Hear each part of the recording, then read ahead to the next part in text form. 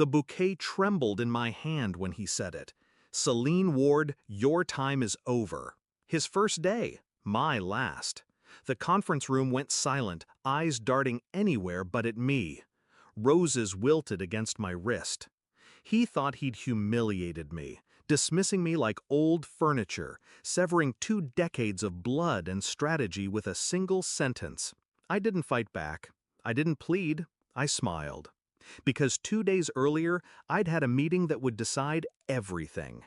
I remember the first time I met him, Lucas Kane, young, polished, expensive suit, too much ambition in his handshake. The board whispered he was the savior, the visionary, the blood transfusion the company needed. I saw it immediately, the arrogance in his eyes. He didn't see me as a mentor or even a peer.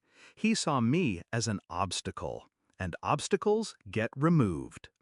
The betrayal didn't take long. Meetings I wasn't invited to, reports mysteriously lost, colleagues avoiding my gaze, whispers in the halls, she's out, he's replacing her, new era. Then the email. His name on top, mine absent from the distribution list. I wasn't supposed to see it, but I did. Will announced Celine's departure at Friday's meeting, effective immediately. She won't see it coming. I saw it. I felt the knife slide in. But instead of bleeding, I sharpened my blade.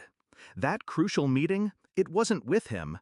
It was with the board's largest shareholder, a man who valued loyalty more than youth. He'd seen me carry the company through storms while others chased applause. I showed him numbers Lucas had buried. Risky investments disguised as innovation.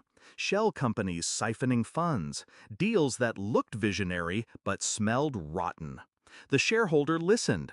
Then he asked the only question that mattered. Can you prove it? I slid a folder across the table. My insurance. Years of watching, recording, collecting. I had proof. He nodded once. Leave the rest to me.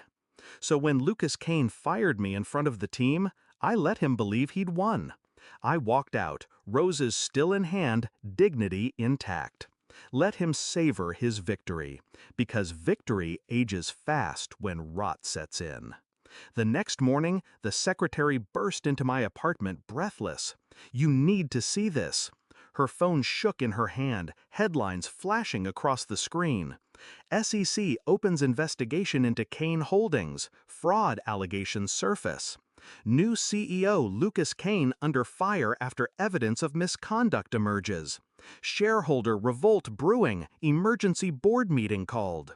I scrolled. My documents, my recordings, my fingerprints everywhere but invisible.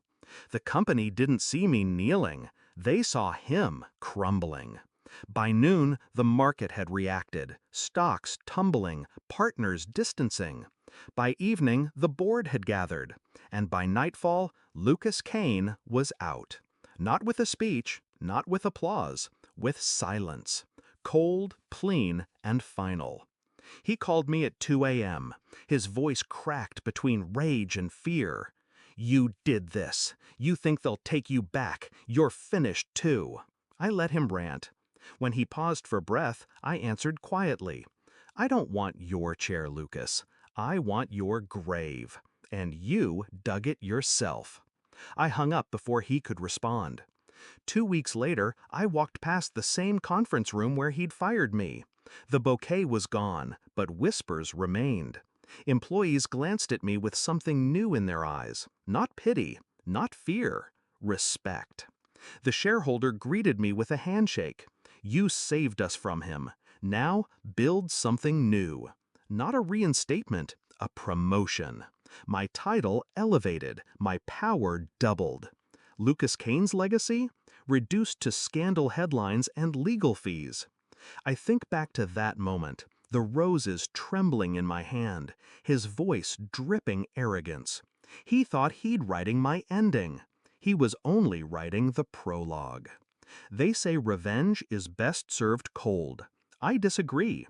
Revenge is best served calculated, silent, precise. And when it lands, it doesn't just end careers. It rewrites history.